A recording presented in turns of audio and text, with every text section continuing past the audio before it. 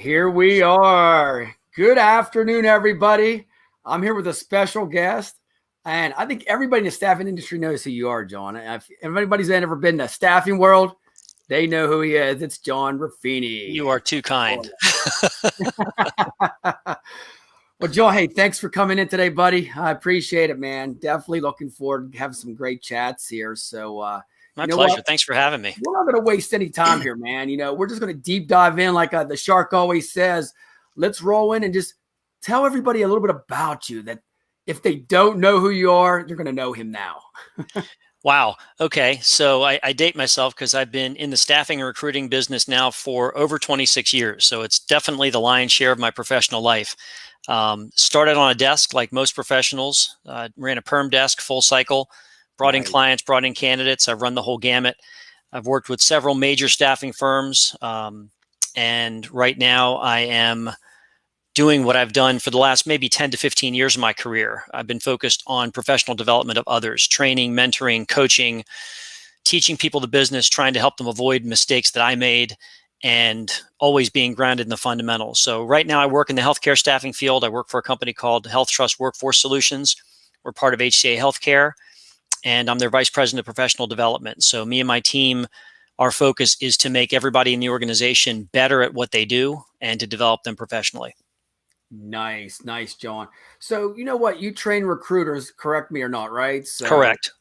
Tell me a little bit of what's going on with that, because I do a little bit on the side. We're all grabbing in a cookie jar somewhere. So what are you seeing? It's maybe some like obstacles and stuff out there that our audience can maybe, get some tips from you today. It's an interesting time. Everybody, I don't know one sector that wasn't impacted in some way when COVID hit. I mean, everybody kind of put the brakes on and said, wait a minute, let's see how this shakes down. There are some verticals, if you will, that are less impacted by stuff like that. You look at things like technology, accounting and finance. They seem to be pretty stable. Healthcare got impacted briefly because of the focus just on tending to COVID. So like in our business, if you didn't work in the emergency room or the intensive care unit, you really weren't needed. So that hurt us a lot. Now it's come back tenfold. And most businesses I talk to are now at or beyond pre-COVID levels. So as long as there is a need for skilled talent in the marketplace, then there'll always be a need for recruiters. And I don't think, I've always approached things as a keep it simple philosophy. So you stay grounded in the fundamentals. You do what you know is tried and true. And I think people within the industry have a tendency to overcomplicate it by overthinking the business.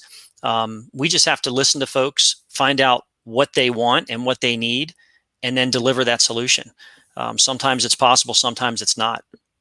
Right now, I know in the healthcare world, when you asked about what obstacles, one of the biggest obstacles we faced was, some of these clinicians and clinical professionals are being offered enormous sums of money to go into high-risk situations. And a lot of times you can't compete with that. You've got to just say, okay, great, go make your money while you can. I'll catch you on the backside when things level out and normalize. And we've seen that in different industries based on different times. So that's always a concern. There's also a big trend. I've talked to some peers in the industry of late, and I think a lot of people are seeing counteroffers becoming a big issue again, more so than they've ever been. Because again, people don't want to lose the talent they have. So they're trying to retain them, and often the counteroffer is a way they do that. I know I just threw a lot of stuff out there. No, I love. Hey, you can keep talking, man. I'm absorbing all in like a sponge. But what do you see like in the new recruiters that you're training? The frustration. I'm sure we've all been through that. And then as older as we get, we just say, hey, we never got the deal in the first place, so we relax. But a lot of recruiters are tensed up on that. First couple of years. They are. And I think a lot of it, Richard, is, I hate to say this, but it's somewhat generational. And recruiting is not an immediate gratification business. You and I both know that. You have to do a lot of work over and over again, and it's a marathon, not a sprint. And you have to be steady with all the stuff you do, knowing that the work I do today and the work I do this month will impact my book of business next month or the month after. And people today are so used to everything happening right away. If I need information, all I have to do is pick up my phone and it's there in the touch of a click. I want to research something, I go to Google, it's right there. Mm-hmm. I want music, I tell my Alexa to play me music, and it comes up right now. So we're in a world now where everything happens right away. So Mm-hmm. when you go into the recruiting field now, a lot of it is, okay, well, I'm going to make these calls, I'm going to talk to these people, and I should make placements, right? And it doesn't always happen that way. Not at So all. it's a bit of a culture shock to some people, that although, from A to Z, when you look at the world of recruiting, the business itself, it's not difficult, but you have to work ridiculously hard at it to be successful. And you've got to be willing to put in the work. And like many other careers, I've always said your first year in the business is the hardest. If you can make it through your first year, you can have an enormously successful career in recruiting. But that first year is going to be filled with ups and downs. Exactly. And I think you agree on this. It's that human connection still. As much as we have all this automation and all these technologies thrown at us, which I'm sure you know as an owner like myself, that we get bombarded with emails of every cutting edge technology, it's still that human connection of talking to that person, connecting with them. I Am I agree. right? I mean, that's what emotions. And I tell my recruiters, John, you probably believe this too, is you know what? We have to have energy. When we're on the phone with them, they're probably 90% are not in the greatest mood or in great position in their life. Am I right? I mean, they're looking for a job. Financially, they might be strapped. We got to uplift them with high spirits and bring them to Correct. the next level. And I think that's what I've been seeing on the new Limit. recruiters, that they're just like saying 3 minutes and off the phone. And when I talk to candidates, they're like, they didn't get my last name or nothing. They're just going to submit me for a position. And that's, I like, wow, that's not how I am, and I'm sure you're the same way, John, knowing you for years now that, so how can young recruiters that's watching the show today or be watching it later, what do you think is a positive mindset for them? Is there any things that you can throw out there for them? A lot. Well, the positive mindset to begin with, I'm a huge proponent of positivity. I mean, if you want to be positive, you can shift your mindset. That's one of the few things you have control over. And you and I both know recruiting is the highest of highs and the lowest of lows. I mean, you will go through a wave of emotions, but you've got to stay positive. You mentioned the human element. And one thing I think not just young recruiters, but many recruiters over the years have done and continue to do is they fail to connect with the people they're working with, whether it's a candidate or whether it's a hiring manager. Get to know that person as a person and add that human element to it. That's what really develops and starts building your relationships, when you can understand not just what the person wants, but why they want it and how they define it to themselves, which is going to be unique to them. That, in my opinion, is what helps you differentiate yourself from other recruiters. I'm okay. There's a lot of recruiters out there that are still making the call, hey, Richard, saw your background on LinkedIn. I've got a perfect job for you. I'm happy, because that makes my job a lot easier, because that's like the cardinal sin of recruiting. How the heck can I know that I have a perfect job for you if I haven't even taken the time to get to know you? And that's where I think some people miss the connection a lot. Exactly. And we're going to talk about a little bit of staffing now. We're going to shift gears a little bit sometimes, but I see a lot of agencies putting like they have 2,000 jobs listed out there, and candidates call and say they just want to throw me anywhere.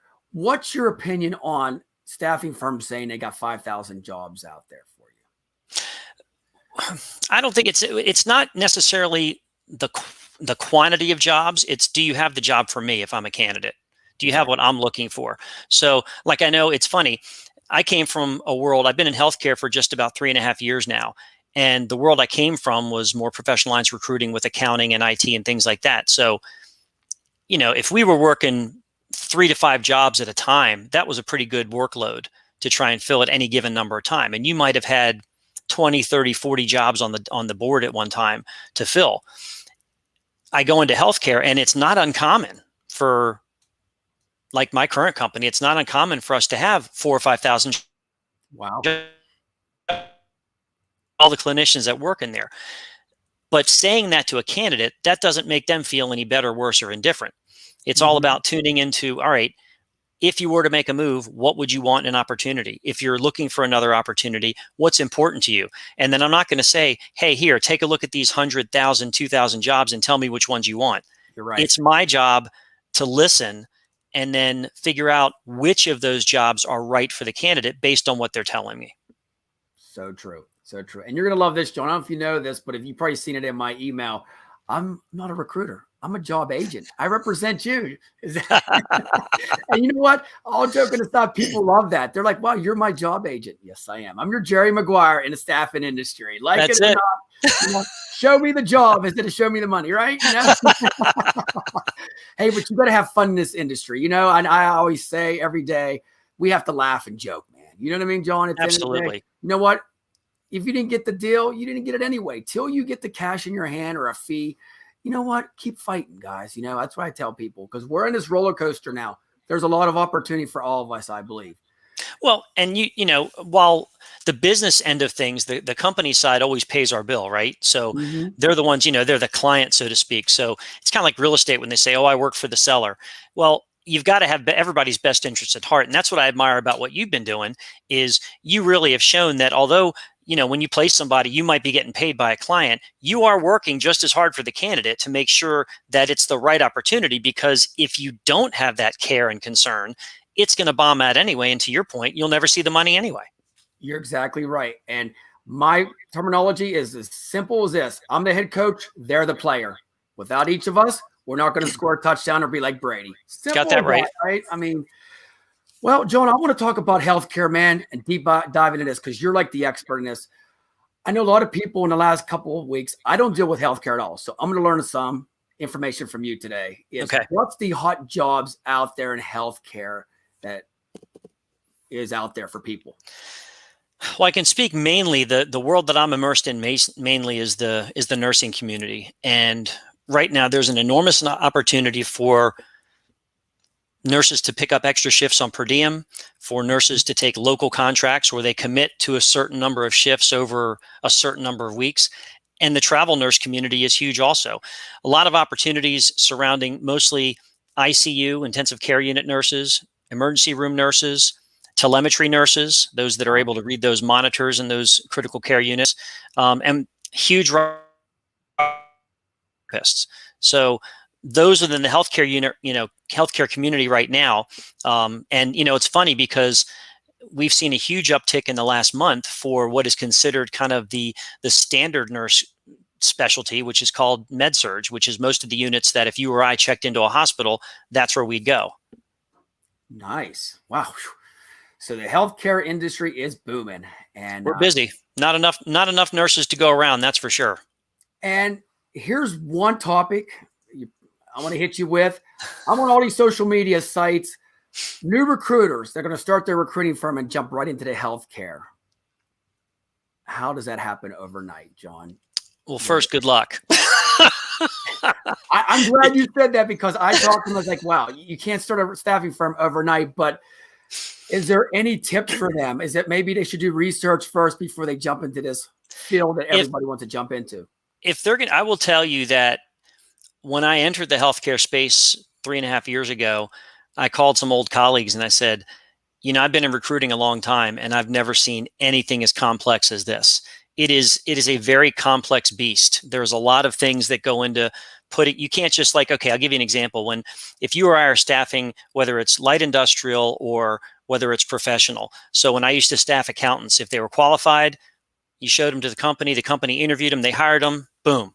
Even if it's like on a contract, they're on our payroll, but you pretty much place them. You check the references, you make sure they have a degree, boom, you're good to go. When you're placing a medical professional, as an old colleague used to tell me, the people you put to work could kill somebody. So there's a lot of upfront work that has to be done to make sure that the person you're going to put in that ward tending to those patients is clinically sound and qualified to do so. So there's a lot of credentialing, there's a lot of skill testing, et cetera. It's a lot more complex. So it's not something you can start overnight, especially if you've never done it. So if you're going to go into the healthcare staffing business, I would strongly recommend getting a really good mentor that either is doing it or has done it, that can show you that's hard to do. And it's hard to just start a staffing company overnight anyway, let alone in healthcare staffing. So there's a lot that you need to do. You need to be well equipped in both knowledge and good people around you to teach you and show you the ropes. And that's why I'm not in it. I stay in my manufacturing and my engineering sector. But if anybody's out there who wants to do healthcare, you got to reach out to John. Right, John? They can reach out to you. And you Always happy to share whatever I know. That's right, because he's always on LinkedIn every day giving motivational stuff out there for everybody. So, we're both big Gary V fans. Gary V, if you're watching, man, you're going to be on my show someday. We're going to get you. We're going to get you, Gary. You know that. And we do like the Jets behind the scene. Real quick, John, healthcare trends in 2021. What do you see in the forecast in the next couple of months? Anything going on? Yeah, as people, the big talk now is vaccinations, right? So, people are going to continue to get vaccinated in the stage level that they're supposed to from priority level, and that's state by state in a lot of situations. So the coming months will continue to see that as the focus. I think we're going to see a streamlined method of getting vaccination doses out. There's not enough, but people also have to realize that you can't just whip up a vaccine overnight and ship it out. It's a lot of work to put those doses together. And most of these, except for the J&J one that might come out soon, most of them require 2 doses. Now it's 2 of the same dose, but 2 doses nonetheless. So I'll give you an example. For example, right now in Florida, I'm on the list. I'm eligible to get a vaccine. I haven't had my first shot yet.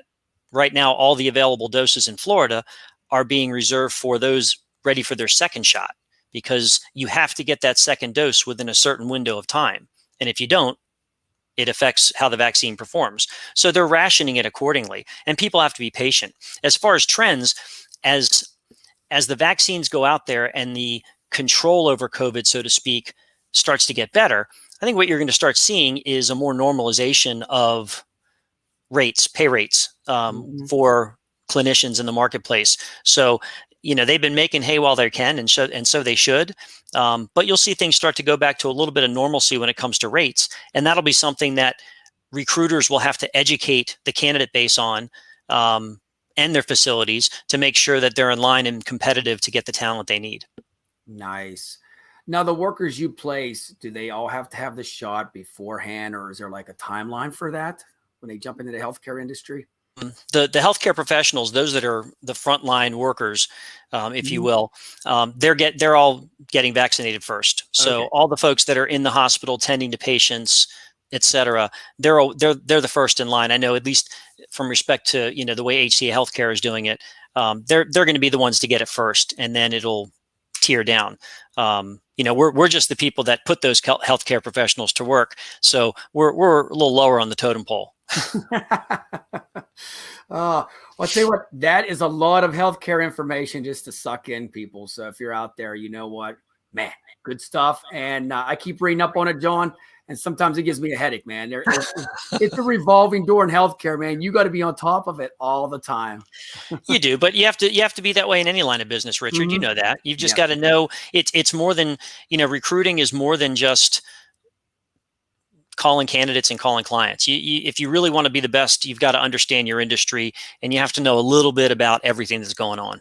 Exactly. And know about your clients too. Before you subscribe to newsletters. Yes, there's so many out there. Join associations. Even if you can beat us just get a newsletter from an association. If it's engineering, healthcare, learn from them. Totally. All right, Joan, we're going to shift gears here, and we're going to talk about some stuff that you've done in the past and in the present. Okay.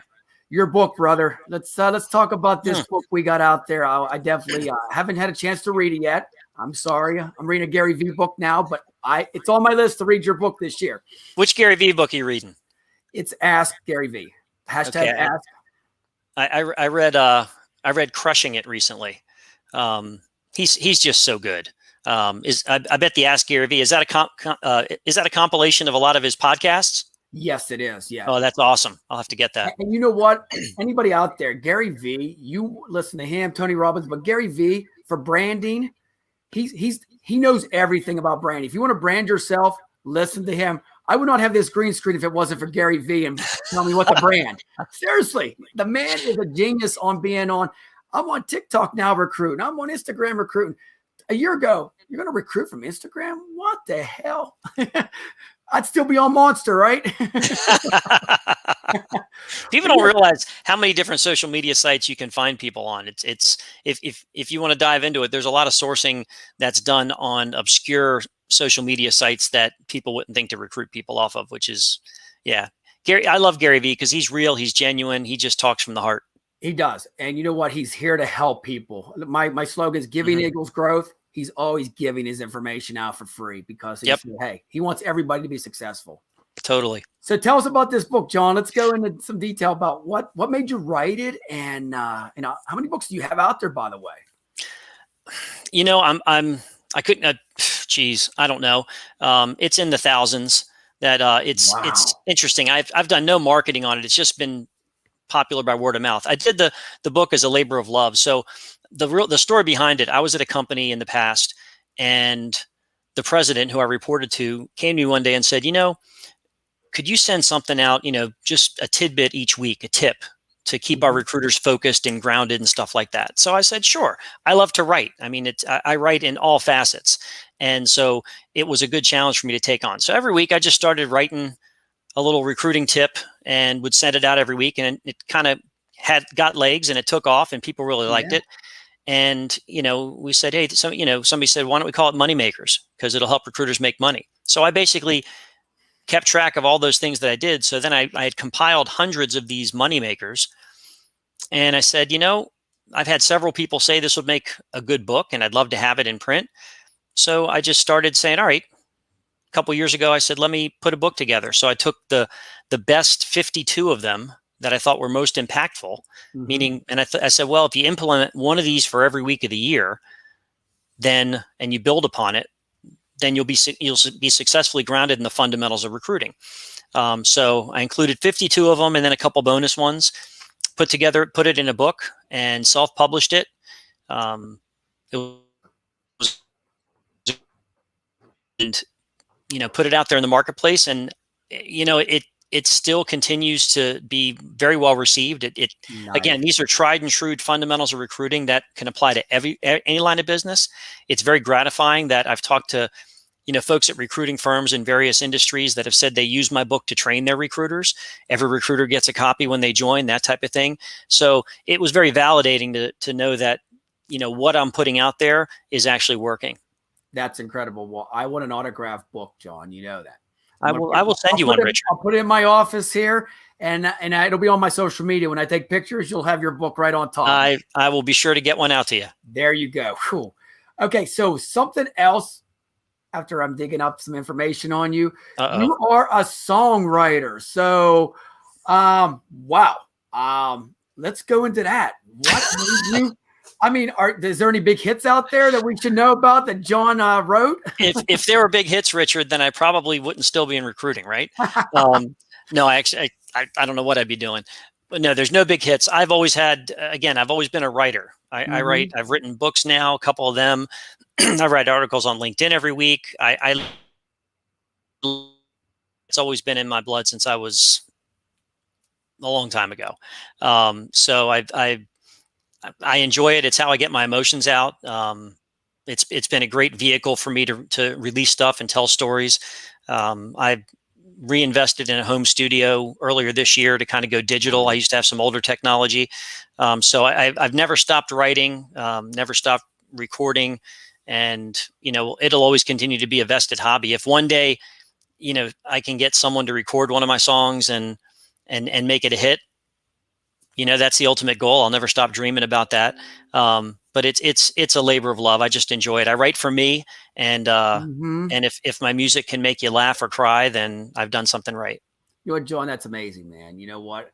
Just doing stuff that you like, passion. I mean, that's what it's all about. I mean, we're in a staffing industry because I have a passion every day to put people to work. I freaking love this industry, as you know, and you love it too, man. I mean, we're just not doing this for a job. This really isn't a job. It's freaking fun in the staffing.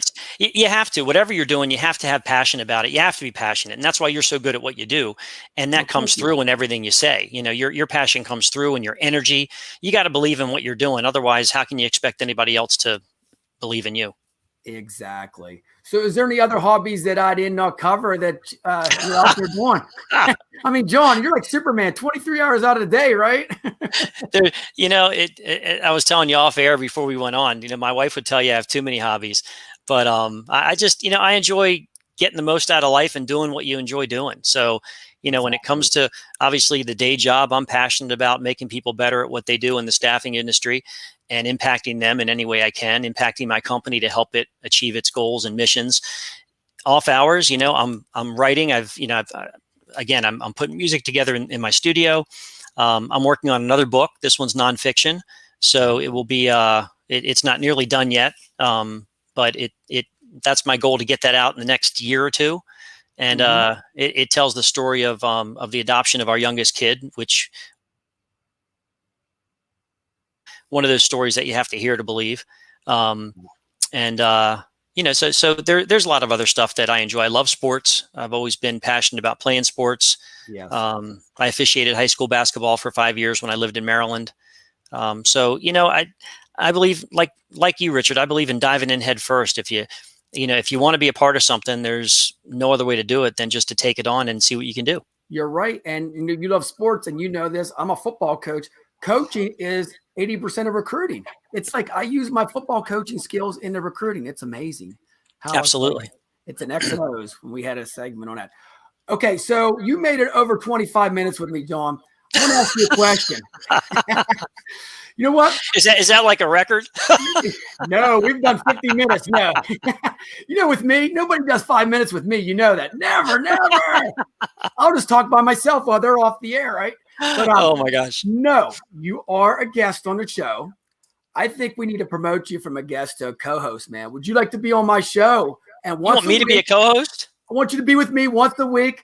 We chat about the industry, trends, cutting things. We also have guests on every week from ASA and all the other organizations.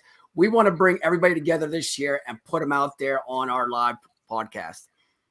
Let me tell you what, I would be honored to do that. I think that's remarkable that you'd even want me as a co-host. And I think it would be wonderful for the industry to have that knowledge. And I like your spin on it and in just promoting the knowledge about the industry and getting guests on. I'd love to. Let's do it.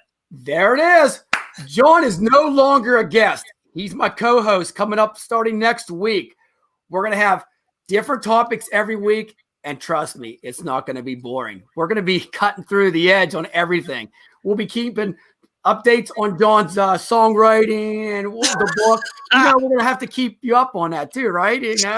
We'll figure out something there. But I hope you don't regret your decision, but I'll try and do my best and make you proud. No, I'm excited about it. And I'm just excited to, share this with, anybody else who's going to be on our show and team up with us as a guest. I mean, we're going to try to bring the cutting edge to the staffing industry. And with myself and John, every week, John, we're going to prep a new show. So it's not going to be the same thing every week. So whatever you feel vibes in your industry, my industry, we'll keep doing research and we're going to bring it together and we'll put a little twist of Gary V on top and we'll be good to go, right?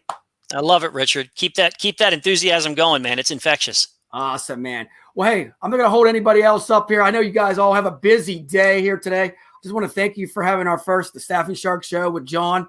And next week, he's no longer a guest. He's on here to ask questions to everybody else too. Awesome. Thank you so much, Richard. You're welcome. Everybody take care and we'll see you next week.